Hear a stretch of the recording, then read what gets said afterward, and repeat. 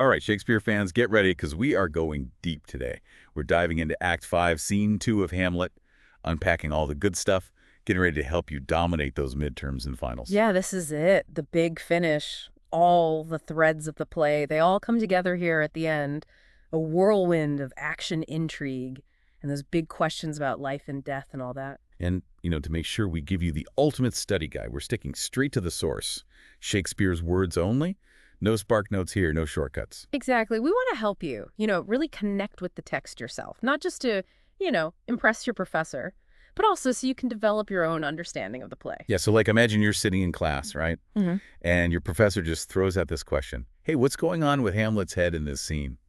Where would you even begin? Well, I think you got to start with that famous line, where he's talking about divinity that shapes our ends. I mean, this line. It's a line that's just fuel to countless debates from scholars and everybody. Oh, I remember spending way too much time trying to figure that line out back in college.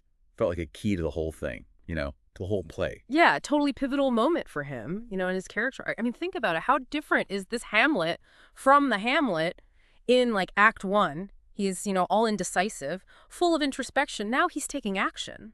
Even if it's a little morally questionable, and now he seems to be thinking about the consequences. Hmm. Speaking of morally questionable actions, let's talk about that letter. Hamlet intercepts and rewrites Claudius's orders. I mean, talk about cunning. Seriously, it raises so many questions about justice, deception, and just how far revenge can really push someone. I mean, is Hamlet justified here? Or does he even cross a line that Claudius didn't? Oh, that's an essay question right there. Mm. And it's not just about Hamlet, you know. It's about these broader themes in the play. Absolutely. Think about how this scene, how it connects to this exploration of corruption and revenge and this, the cyclical nature of violence. Does Hamlet perpetuate the very thing he's fighting against? Man, this is heavy stuff. But that's what makes Hamlet so fascinating, right? Totally. I mean, there's always another layer to peel back. So many layers. Even the seemingly lighter moments. Take Osric, for example. That over-the-top courtier with his crazy language might seem like comic relief at first. Oh man, Osric. I remember reading that and thinking, why is this guy even here? But it hit me. Shakespeare almost never includes a character just for laughs. Right, Osric's there. He highlights the absurdity of the court, all the superficiality, and it's a stark contrast to all of Hamlet's philosophical thoughts. Yeah, he's like a foil to Hamlet, Totally. emphasizing all those qualities that make Hamlet so unique and, I mean, dare I say, tragic. That's a great point. Their interactions, like the way Hamlet toys with Osric's words, it says a lot about where Hamlet's at mentally. He's witty, he's sardonic, but there's this weariness, Yeah. and this detachment. It's like he sees right through everything. Yes. Sees through all that courtly life. Yeah. Recognizes it's meaningless, especially in the face of death. Absolutely. And speaking of facing death, we can't forget about that mirrored conflict between Hamlet and Laertes. They're both driven by revenge, both dealing with grief and loss, and ultimately, meeting a tragic end. It's like Shakespeare setting up this parallel, Yeah. like they're two sides of the same coin. Yeah. Are they foils to each other? Are they destined to repeat the same mistakes? Another great question, one your professor might just throw at you. Think about how there's similarities and their differences. Illuminate all the, the complexities of revenge and the just destructive power of grief. Yeah, it's like their stories are intertwined, both shaped by Claudius and that whole poisonous atmosphere of the court. Exactly. And then their final confrontation in that fencing match. That's where all that tension just explodes. Oh, man. So talk about a showdown. Sword fights, poisoned wine, a lot of death. It's Shakespeare at his most dramatic. Yeah. But it's not just about all the action. It's about what it all reveals about these characters and their choices. Right. And don't forget about those key lines, the ones your professor might ask you to analyze. The readiness is all, I mean, that phrase just sums up Hamlet. And it offers so many different ways to interpret it. It's like he's finally made peace with death, accepting what's coming to him. But is it really resignation? Or is there some defiance in there? And it's not just Hamlet. Look at Laertes grappling with his own guilt, seeking forgiveness at the end. It's just another layer of tragedy in this already tragic scene. Okay, so we've got Hamlet wrestling with fate, Laertes seeking redemption, this whole backdrop of deceit and violence. There's a lot to unpack. But that's the beauty of it, right? Always something more to uncover. Another layer of meaning. We're just getting started. Totally, so we've covered Hamlet's headspace, the letter, Osric, the parallels between Hamlet and Laertes, but we can't forget about Horatio, the loyal friend who is left standing after all the carnage. Oh, Horatio, pivotal character in this final scene, the one who sees it all, the one who will carry the weight of Hamlet's story. And that's a big responsibility, right? It raises all these questions about truth and memory.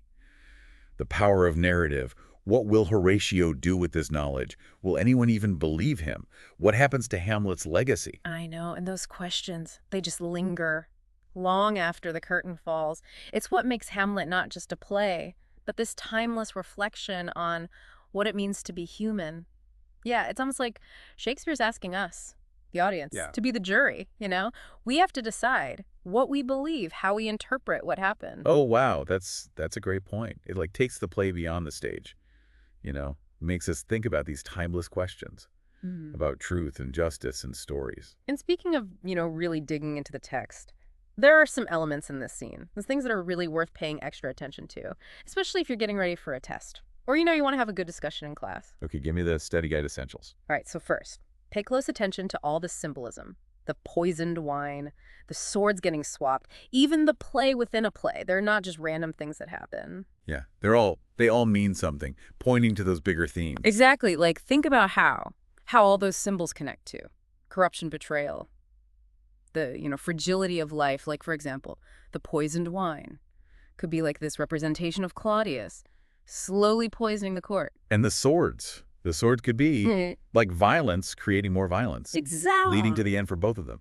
Precisely. It's like Shakespeare leaves us clues to figure it all out. Okay, so symbols are important. What else? The language, you can't forget about the language. The words Shakespeare uses are never an accident. Look for the metaphors, the imagery, all those double meanings they usually point to, like hidden meanings and insights about the characters. Yeah, I remember just like banging my head against the wall in college, trying to figure all that out. Felt like I was missing half of it. Yeah, it's tough, but it's so rewarding when you get it. Try reading the scene out loud, even act it out if you can. It really helps bring the words to life. That's a good tip. That makes me think about those key lines we were talking about, like the readiness is all. Yeah. Those are the lines that stick with you. Totally. And don't be afraid to mark up the text. Write your own notes and questions as you go. It's the best way to really engage with the play. Man, I'm feeling like a Shakespeare scholar already. But we haven't even talked about Fortinbras yet. What a dramatic entrance. Oh, yeah, Fortinbras. That guy's been lurking in the background the whole time. This outside force. Both a threat and a potential solution, Yeah, like he represents all those questions about power and ambition. Exactly, and he just shows up at the end with all the bodies everywhere and raises a whole new set of questions. Does he represent a new beginning? Or is it the same stuff all over again? The violence, the revenge. Yeah, it's like Shakespeare leaves us hanging. We got to figure it out for ourselves. And that's what makes it a timeless work of art. It doesn't give you the answers. It makes you ask the questions that are still relevant today. It makes you think. So we've got all this symbolism, the language, the famous lines, Fortinbras showing up. But what about the structure of the scene? How does Shakespeare build the tension? And how does it all lead up to the tragedy at the end? That's a great question. One thing to pay attention to is how he goes back and forth. Between action and reflection, like you've got that crazy fencing match, then Hamlet just stops and thinks. It creates this sense of chaos and contemplation at the same time. Yeah, it's like he gives us time to breathe, time to think about everything that's going on. Exactly. And then you've got dramatic irony. We know about the poison. We know about the swords. And the characters don't. So there's this feeling of suspense. It's like we're watching a car crash in slow motion. We know what's going to happen, but we can't do anything about it. And that feeling of inevitability, that sense that fate is in control, that's what makes this a tragedy. So the structure, the dramatic irony, the way he mixes action in those quiet moments, it's all designed to make us feel it. Yes, to make us feel it, to leave us breathless, heartbroken, and thinking about the big questions. But there's Horatio, right in the middle of all this tragedy. He's just there standing. Makes you wonder what that means, to be the last one standing, carrying all that weight. Horatio's role is so important. He sees everything. He promises to tell Hamlet's story, to set the record straight. But will anyone believe him? We've seen how easy it is to twist the truth. I know, that's the question, isn't it? What will happen to Hamlet's story? Will there be justice, or is it just going to keep happening? The same violence, the same lies? It's like he's saying, okay, here's the play. What do you think? Right, and that's what makes great literature so great. It sticks with you. You keep turning it over in your mind, even after you finish reading it. It's definitely got us thinking. But before we go, is there like one big takeaway, one last bit of wisdom for our listeners as they go back and read this scene. I think the big thing is to remember that Hamlet isn't just about revenge or ambition or any of that. It's about all of us, what it means to be human, our good side and our bad side.